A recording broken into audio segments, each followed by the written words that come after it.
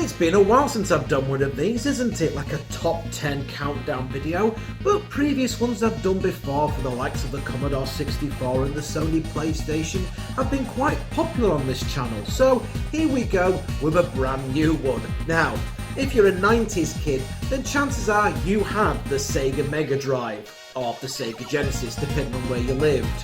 Whatever you called it, it was a lovely, shiny, black plastic chunk of brilliance. It was the machine that so many of us had our earliest gaming memories on. Just hearing Sega is enough to invoke memories.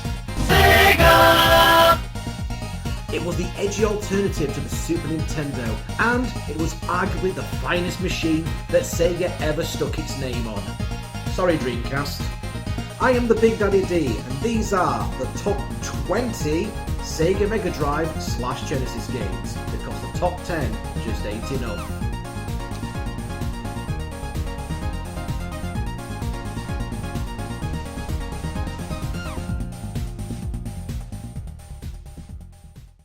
Number 20, Sensible Soccer. The bounce of the ball, the roar of the crowd, the spittle of the whistle. When Sensei lined up on Mega Drive consoles in March 1993, it was a footballing triumph. None could match its 60 frames per second animation, the pitch-wide view, and the customizable teams. Yes, the Mega Drive also had the likes of FIFA and International Superstar Soccer in its lifetime. But when it came to the beautiful game, Sensible Soccer was the best thing going. Despite its dated graphics, it is that arcade-style experience and masses of customization that makes it the best football game on the Sega Mega Drive, and it's just as playable and enjoyable today.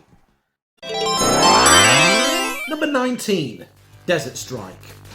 We're not proud to admit it, but much of what we knew about the Gulf War as a kid was owed largely to Hulk Hogan vs Sergeant Slaughter at WrestleMania 7, and from playing on Desert Strike. In essence, you flew around a fictional Gulf state in your Apache helicopter, blowing up key targets. It never got more complicated than that, to be honest with you, and it didn't need to be. The final sequence even saw you go into the White House to be commended on your efforts from George Bush himself. A number of sequels followed, Jungle Strike, Urban Strike, etc., but the original still remains the best. And on release, Desert Strike became one of Electronic Arts' biggest selling games of all time.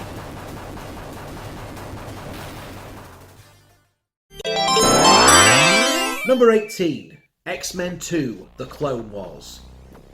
Set around the story arc of the hit TV animated series, X-Men 2 saw you battle an alien race who wanted to control the Earth with clones.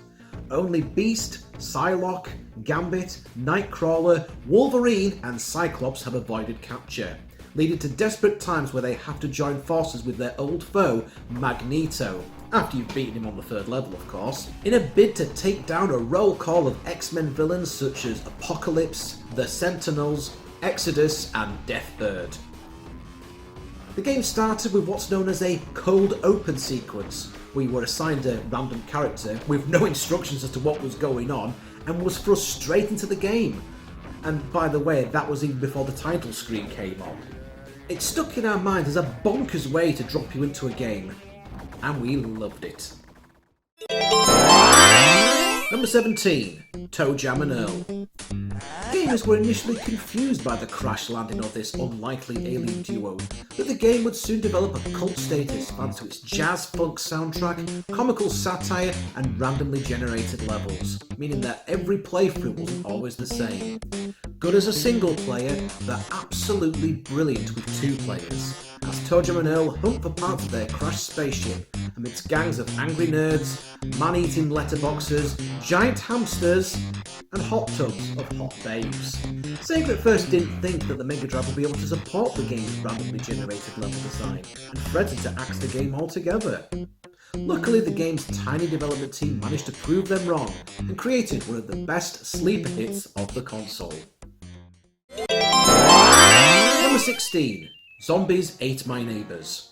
One of the best names for a video game ever. Zombies Ate My Neighbours came along before the likes of Dead Rising had us run around with a spade twatting a swarm of shuffling brain munchers.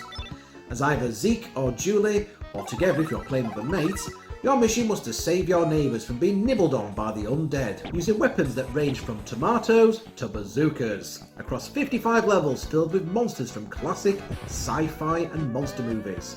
Haha, so in other words, not just zombies, but also werewolves, vampires, aliens, squid men, giant insects, evil dolls, and demonic babies. If any game from the 16-bit era deserves a modern-day remake or HD re-release, then this would get our vote. Number 15, World of Illusion, starring Mickey Mouse and Donald Duck. The original Castle of Illusion starring Mickey Mouse and Quackshot starring Donald Duck were both a couple of excellent platformers for the Sega Megadrive, and are worthy enough of an honourable mention at the very least. But when you put the two Disney characters together, you had something truly special. Playing as either Mickey or Donald, or both if you were playing with a friend, would result in having different routes to go through. Mickey would play through different levels than what Donald would, and if you had the two of them together, then you would get even more different levels, which were designed in a way that forced the two players to work together to get to the end. Great stuff, and of course, this only adds to the replay value of the game. The game's music, artwork, and animations shows influences from classic Disney animated films such as Snow White, Fantasia, Alice in Wonderland, The Little Mermaid, Sleeping Beauty, and many others. As a result, the game is truly a feast for the eyes, with such memorable moments as the minecart section and sitting on the cork of a giant wine bottle to get shot off into the stars.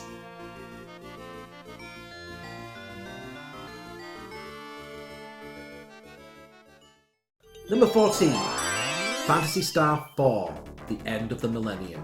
Nope, I guess they never worked out how to spell fantasy right.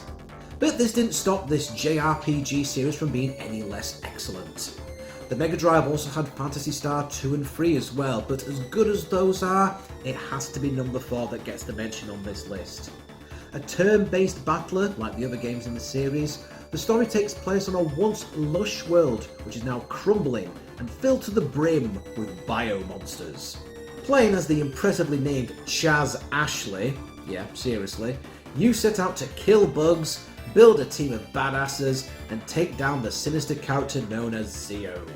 It was massive, with a huge array of characters and a large storyline that meandered all over the place in satisfying style. And it was also the first game in the series to have in-depth character interaction and development. The best RPG on the Mega Drive, without a doubt. Number 13, Kid Chameleon. The Mega Drive was spoilt for platform titles. While Sonic stood out as a console-shifting triumph, Sega continued to bring us many other fine examples of jumping on things and running about a lot, such as Kid Chameleon. As the titular hero, you went about in search of flags, often running into teleporters that would sling you into different levels, forcing you to find a new path through the game. It was a game where you had to learn a route through, as some levels would be more difficult than others, and there was bloody loads of them. But the kid was not left powerless against these odds, as various different power masks littered throughout the levels would give you different powers and abilities to take on increasingly difficult foes, hence the Chameleon title. Ranging from a knight to a samurai, and even, Jason Voorhees? Wow, never saw Mario do anything like that. Number 12. Revenge of Shinobi. Set 3 years after the original title, The Revenge of Shinobi had a simple storyline. The ninja bad guys have reformed, changed their name from Zed to Neo Zed, nice, killed our hero's master, and nicked his bride, nasty. We spent hours exploring the 8 stages of this superb ninja title, chucking many throwing stars and fine-tuning our ninjutsu skills. The level variety was a true marvel, where you could be wandering through a bamboo forest one moment before fighting through a rocky canyon and then dodging cars and ninja nuns, yes really, on a busy freeway. It always found new ways to surprise you, One of the most surprising ways is that the original Japanese release of the game contained bad guys that stomped all over copyright licenses, taking the appearance of Rambo, the Terminator, Godzilla and Spider-Man, who would then turn into Batman. Yes, really. It's not really explained why the likes of Godzilla and Rambo are working for an evil ninja empire, or precisely why Spider-Man and Batman are apparently the same person, but hey, we didn't care. Not surprisingly, for later international releases, the designers ended up having to change the design of some of these characters, and yeah, probably just as well. Although it does mean that the Japanese version now goes for quite a ridiculous amount on eBay.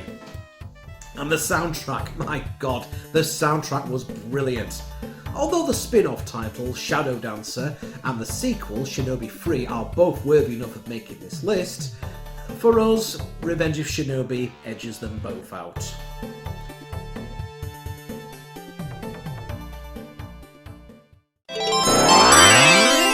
Number 11, Rocket Knight Adventures. A platforming hero who never quite got the same level of fame as Mario or Sonic, Sparkster wasn't a possum, it's a marsupial, look it up, with a sword and a rocket pack that fights against an evil pig empire intent on destroying the kingdom with their powerful spaceship, the Pig Star. Ooh, so it's kind of like Star Wars really, but with animals. Despite Rocket Knight Adventures getting high praise from critics, with many drawing comparisons to Sega's famous Hedgehog, neither the game nor any of its sequels ever found mainstream success. If you're a keen retro gamer with an interest in platformer, we urge you to dig up this lost gem.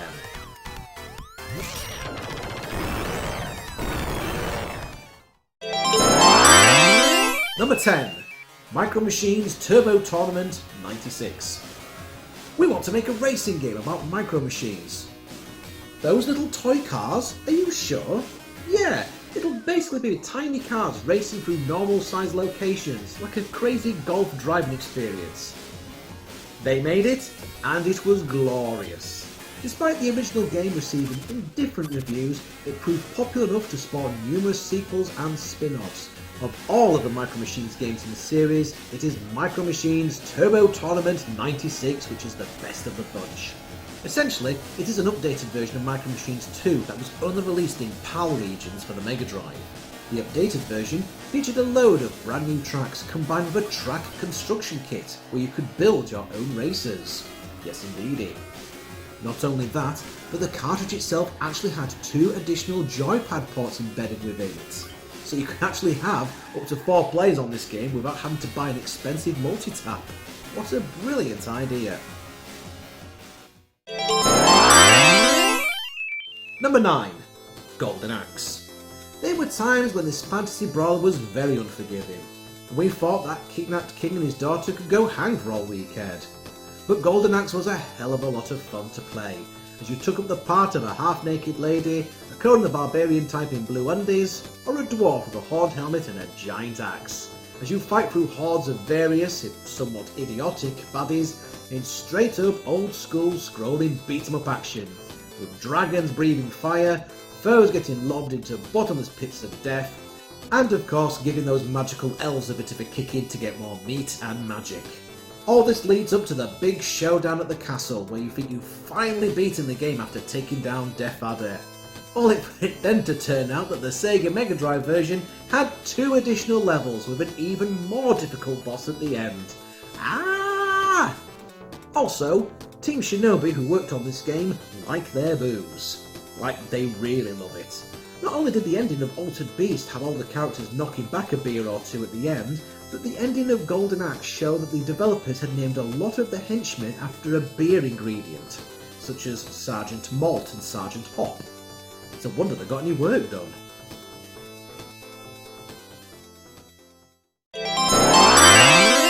Number 8, Echo the Dolphin. They don't make them like this anymore. I mean, how often do you come across an awesome game about a dolphin that was given a quest to travel back in time using a machine built by the Atlanteans in order to restore order to the ocean, and you fight a boss at the end that looks like something out of Alien? Yet it's this ridiculous story and the inventive game scenarios that spring from it that made Echo one of the most enjoyable games of the Sega Megadrive.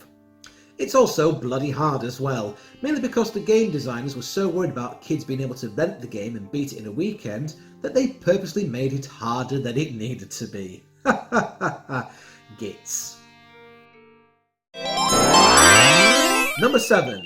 Aladdin. Quick question for you. What is the best video game based on a movie? Okay, now shut up. Because if your answer wasn't GoldenEye for the N64 or Aladdin for the Sega Megadrive, then you are wrong.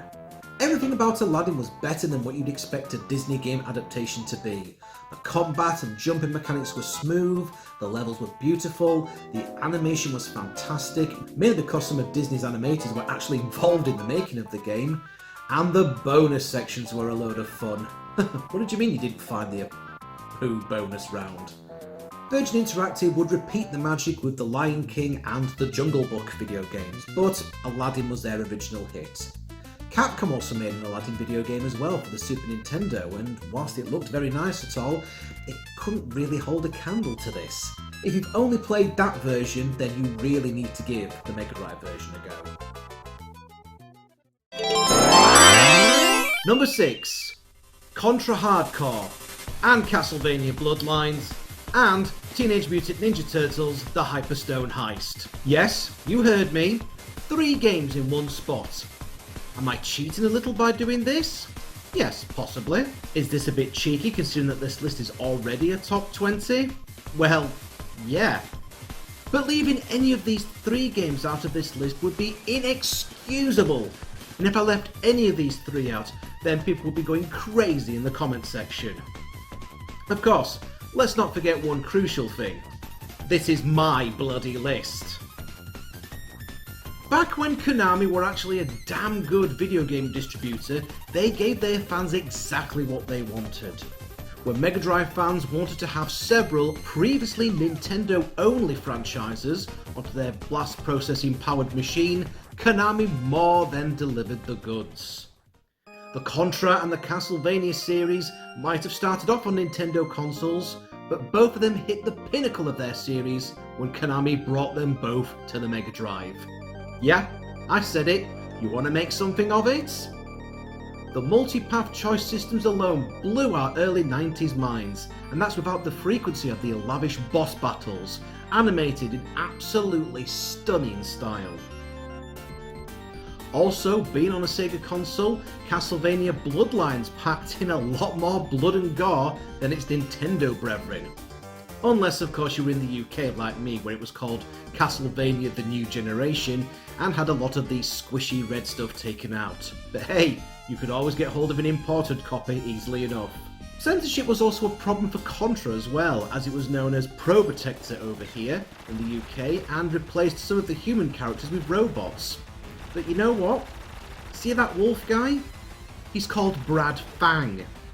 He's a cyborg wolf with a Gatling gun for an arm. He is the best video game character ever. That's it. Case closed. I quit!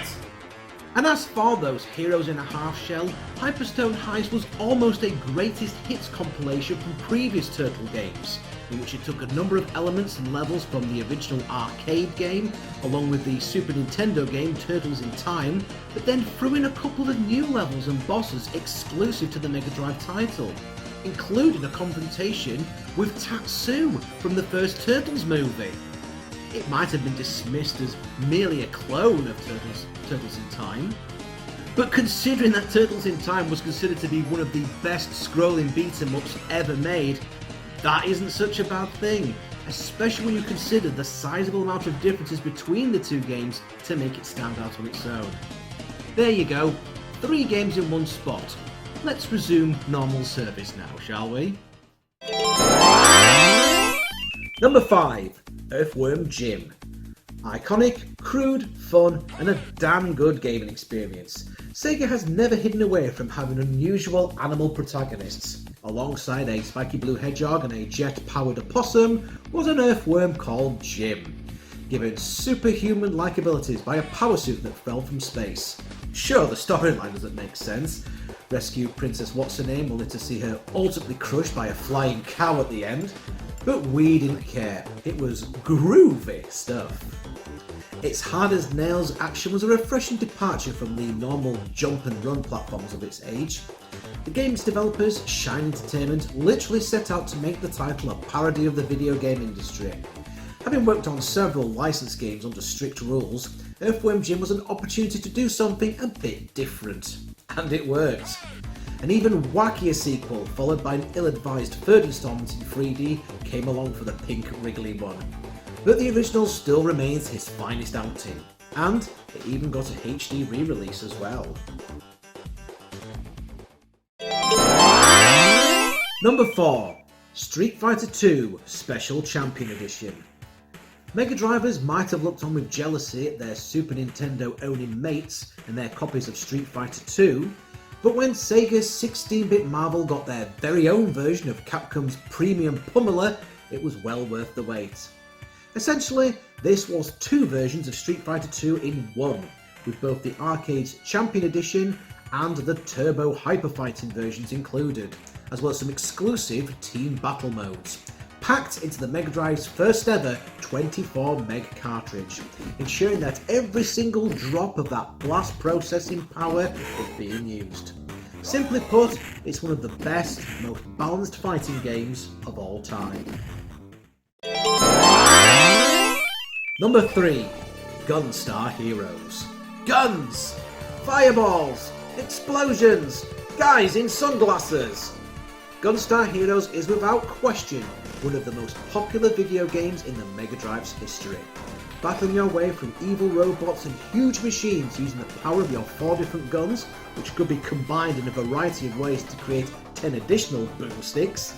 Gunstar Heroes contain lightning-fast gameplay, super slick animations, and massive boss battles. And you've got yourself a game that's not only one of the best shoot-em-ups of all time, but a title that's surely begging for a modern-day re-release or remake. Come on, Sega. Come on, Treasure. Make it happen. Number 2. Streets of Rage 2. Yes, Streets of Rage 1 was good, really good. It had to be, as this was the series that Sega came up with to compete with Final Fight on the Super Nintendo. But when Rage 2 came along, it gave the series a killer edge. More levels, more special moves, more characters, more weapons, including the lethal katana. If you were a Mega Drive owner, then you swore by Streets of Rage 2, and it still remains the quintessential scrolling beat-em-up even to this day. In fact, the only thing that comes even close to this is the fan-made game Streets of Rage Remake. I would say to Sega to come on, swallow your pride and do a deal with Bomber Games to bring this little beauty to the Xbox One and PlayStation 4, but of course we do have Streets of Rage 4 on the horizon. Those are some really big boots that need to be filled there. Let's just hope that this is a worthy successor to the series.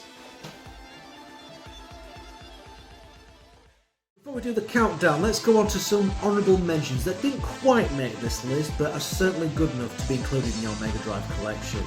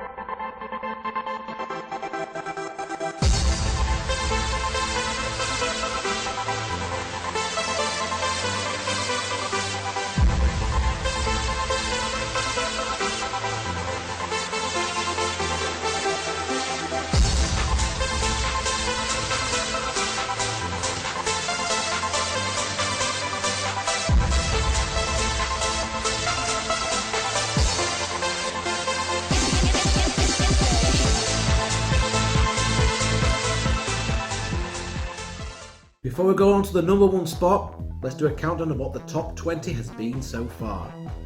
Number 20, Sensible Soccer. Number 19, Desert Strike. Number 18, X-Men 2, The Clone Wars. Number 17, Toe Jam and Earl. Number 16, Zombies Ate My Neighbours. Number 15, World of Illusion, starring Mickey Mouse and Donald Duck. Number 14, Phantasy Star 4. Number 13, Kid Chameleon. Number 12, The Revenge of Shinobi. Number 11, Rocket Knight Adventures. Number 10, Micro Machines Turbo Tournament 96. Number 9, Golden Axe. Number 8, Echo the Dolphin. Number 7, Aladdin. Number 6, Contra Hardcore. Castlevania Bloodlines. And Teenage Mutant Ninja Turtles Hyperstone Heist. Number 5, Earthworm Jim. Number 4, Street Fighter 2 Special Champion Edition. Number 3, Gunstar Heroes. And number 2, Streets of Rage 2. And of course, at number 1, we have Sonic the Hedgehog 2. Whilst Mario had dominated the late 80s with the likes of Super Mario Bros. 3, in 1992, Sega clawed back some platforming kudos with its second Sonic outing. It was astonishingly fast, with a co-op system that added neat variety to the gameplay. Tails was a great addition to the series. Shut up, yes he was. And we actually got an answer as to what the Chaos Emeralds actually did. Although they didn't actually seem to do anything in the first game, other than a slightly different Robotnik screen at the end if you completed the game, we still enjoyed collecting them all. But what happened if you collected them all in the second game? You became the Dragon Ball Z inspired Super Sonic and became pretty much untouchable. Shifting over 6 million copies, Sonic the Hedgehog 2 is fittingly the second best-selling title for the Sega Megadrive. The top spot, the biggest selling one? The original Sonic, which sold 14 million. Really, a countdown of the best Megadrive titles would not be complete without the Hedgehog on the list. And it's only fitting that the best Sonic game of the lot should top the list. So, thank you for watching this video. Please take the time to leave a like, leave a comment, share this across all social media, and if you do like this video and want to see more vids like this, then click on that old subscribe button. Until next time, I am the Big Daddy D, and I'll say ta-ra for now. Bye bye!